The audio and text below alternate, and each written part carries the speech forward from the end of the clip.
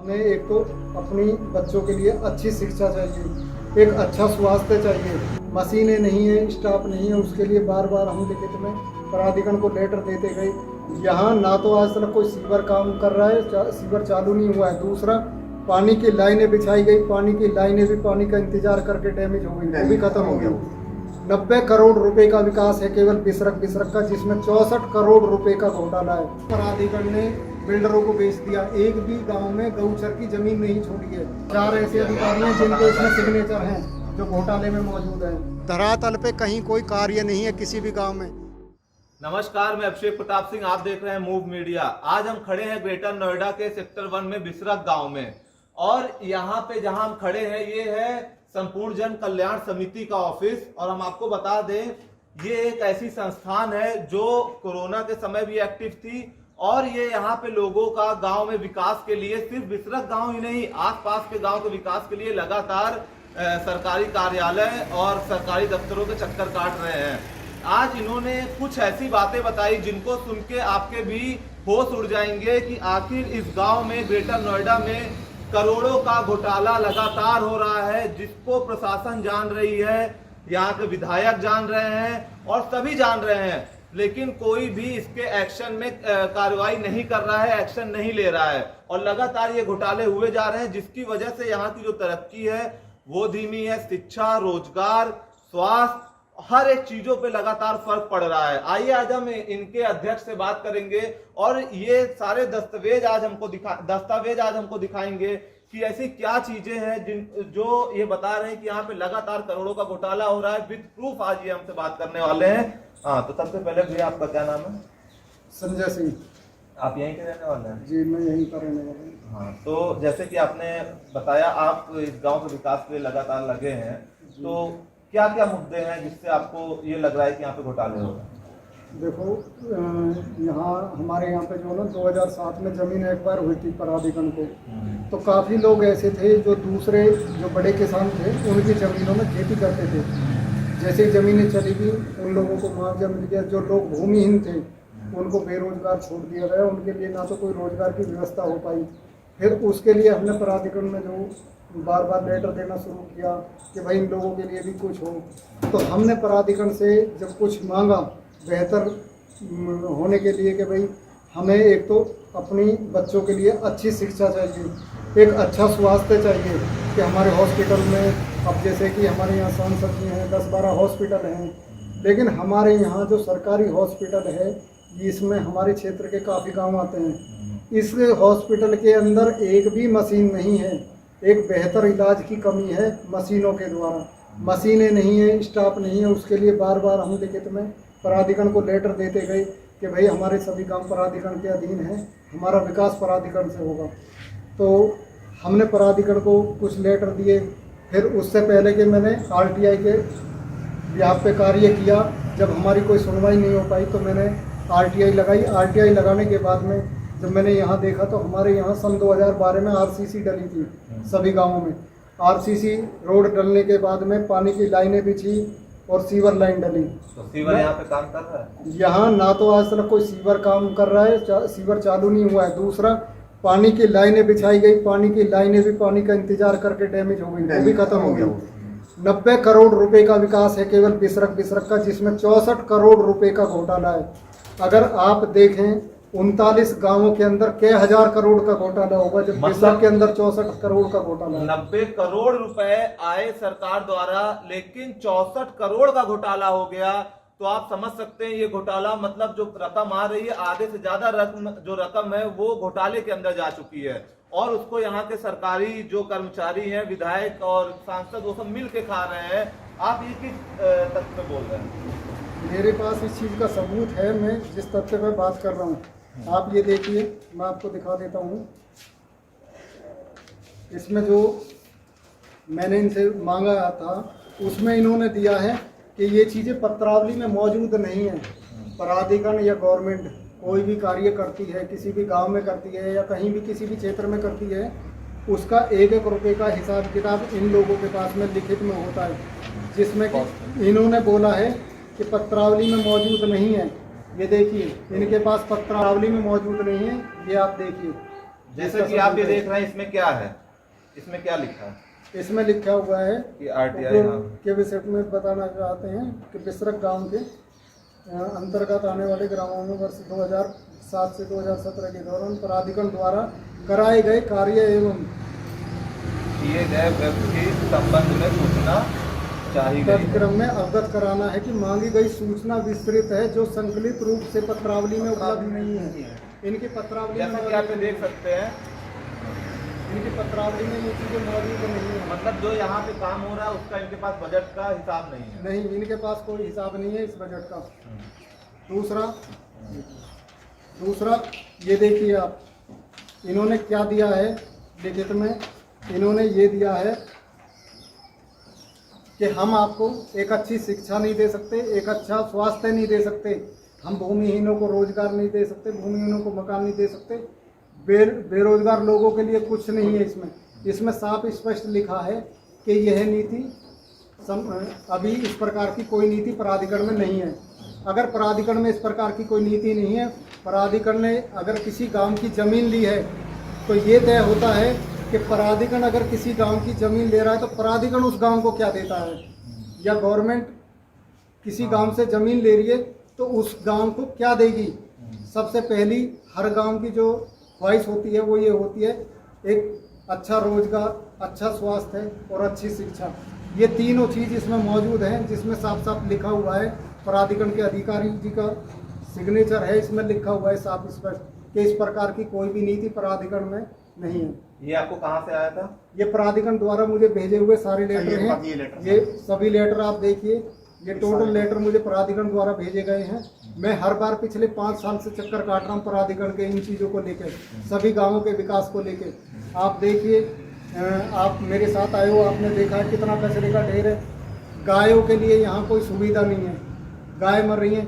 भूमि अब गायों के लिए बोल देते हैं कि जो लोग दूध पी रहे हैं वो गाय छोड़ देते हैं। गाय कहाँ से आ रही हैं? गायों का मैं बता देता हूँ आपको। हर गांव के अंदर कम से कम भी 100 बीघा से ज़्यादा की ज़मीनें गौचर की थी, जिन ज़मीनों को प्राधिकरण ने बिल्डरों को बेच दिया। एक भी गांव में गौचर की ज़मीन नहीं छोड़ी है, तो गाय कहाँ जाएंगी? जंगल खत्म कर दिया गया तो गाय तो रोड पे आएगी, और रोड पे आएगी एक्सीडेंट भी होगा। एक्सीडेंट के लिए अगर हम फ़ोन करते हैं ना तो गाय तब तक मर जाती है। 3 से 4 घंटे में एम्बुलेंस की सुविधा होती है। जो प्राधिकरण गौशाला में एक गाड़ी है पूरे क्षेत्र के लिए, एक गाड़ी से काम चला रहा है, 2 या 4 गाड़ी प्राधिकरण के पास होनी चाहिए।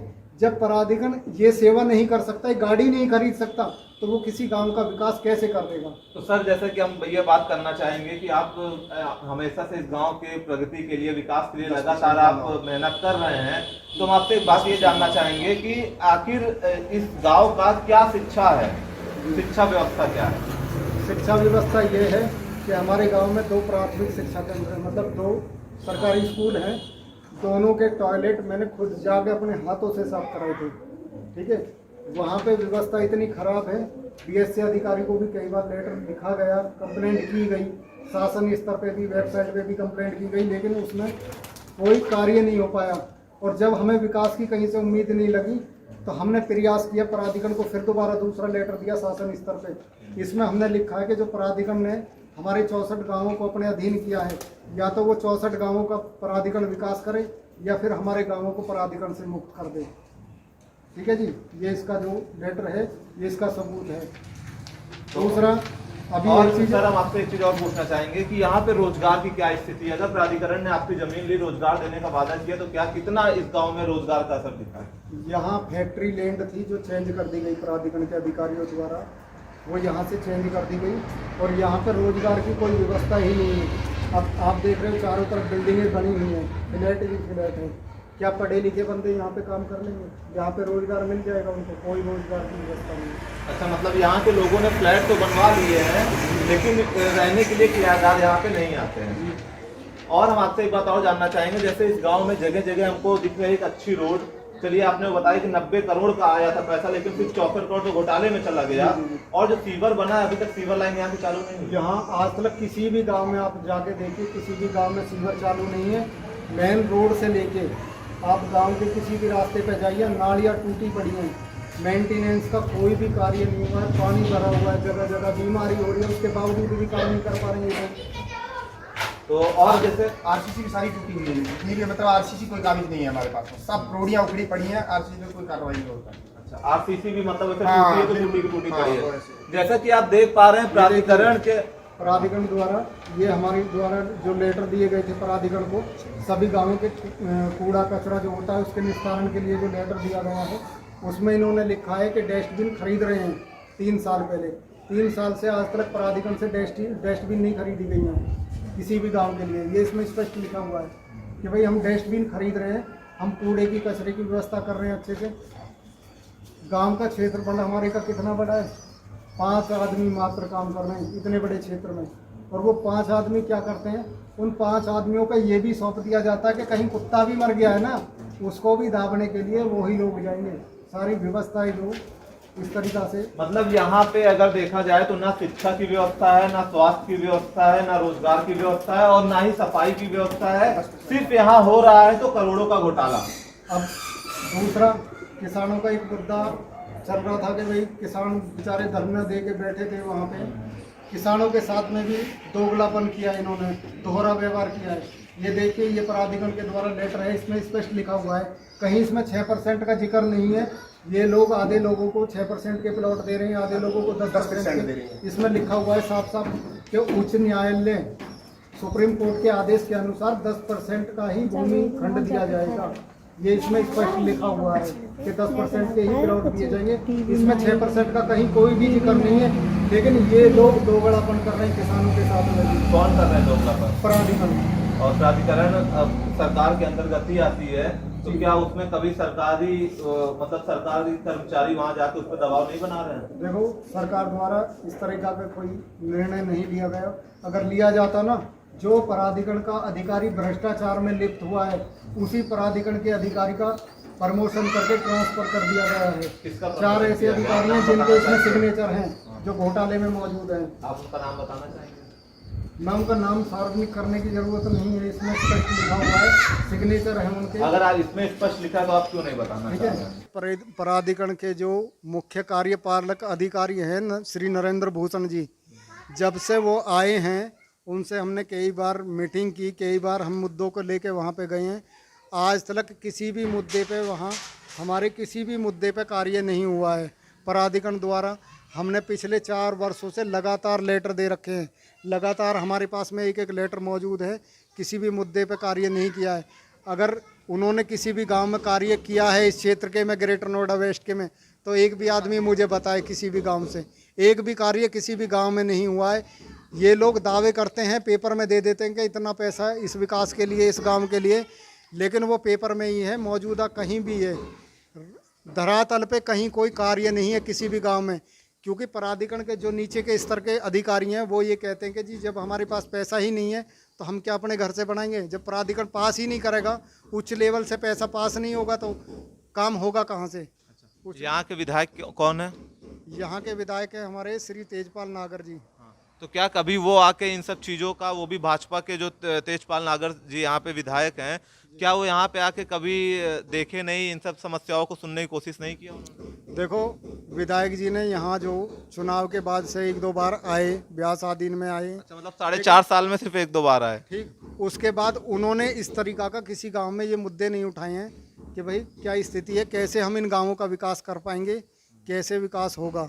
देखो, जिस चीज़ के लिए हमारे प्रधानमंत्री जी या मुख्यमंत्री जी काम कर रहे हैं, केवल उनके कार्य करने से काम नहीं होगा। नीचे धरातल स्तर पे जो प्राधिकरण है, प्राधिकरण काम नहीं कर पा रहा है, प्राधिकरण काम करेगा तभी विकास होगा। मेक इन इंडिया तभी तो बनेगा जब नीचे धरातल पे कार्य होगा। तो मतलब आपका ये कहना है कि जैसे ये बता रहे हैं कि इनके पास सारे एविडेंस हैं, हर एक चीज के एविडेंस हैं, और कितने सारे ना जाने कितने सारे प्राधिकरण से, और सारे लेटर मुझे प्राधिकरण द्वारा भेजे गए हैं, इनमें साफ साफ स्पष्ट लिखा हुआ है, प्राधिकरण के घोटाले को ये दर्शाते हैं। आप ये सारी कॉपीज देखिए, ये टोटल प्राधिकरण का घोटाला है। आप जैसा कि देख सकते हैं इतनी भारी संख्या में ये लेटर हैं, और ये सारे जो लेटर हैं ये प्राधिकरण के घोटाले को दर्शा रहे हैं, और जो डॉक्यूमेंट्स है आप वो देख सकते हैं, यहाँ की प्राधिकरण कैसे अपनी बातों से मुकर गई है और प्राधिकरण को लेके यहाँ की सरकार कुछ भी कदम नहीं उठा रही है, जिससे यहाँ के लोगों का विकास रुक चुका है, उनके रोजगार छिन चुके हैं, शिक्षा व्यवस्था जा चुकी है और उनकी स्वास्थ्य व्यवस्था तो पूरी तरीके से खराब हो चुकी है। और जब रोजगार ही नहीं रहेगा तो आगे शिक्षा और स्वास्थ्य पे वो कैसे ध्यान देंगे। और जो सरकारी चीजें हैं, स्वास्थ्य व्यवस्था सब जो सरकारी विभाग है, उन सब में यहाँ का इनका कहना है कि लगातार एप्लीकेशंस दे रहे हैं, वहाँ पे वो सही सब सुख सुविधा नहीं मिल पा रही है। और ग्रेटर नोएडा में जो भी कुछ विकसित नहीं हो पाया है, उसका एकमात्र वजह है यहाँ का प्राधिकरण, जो यहाँ के विकास में बाधा डाल रहा है करप्शन करके।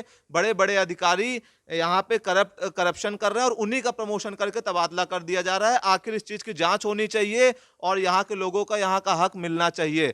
अगर अभी तक आपने हमारा चैनल सब्सक्राइब नहीं किया, सब्सक्राइब करें, लाइक करें, ज्यादा से ज्यादा शेयर करें। धन्यवाद। Subscribe now and press the bell icon.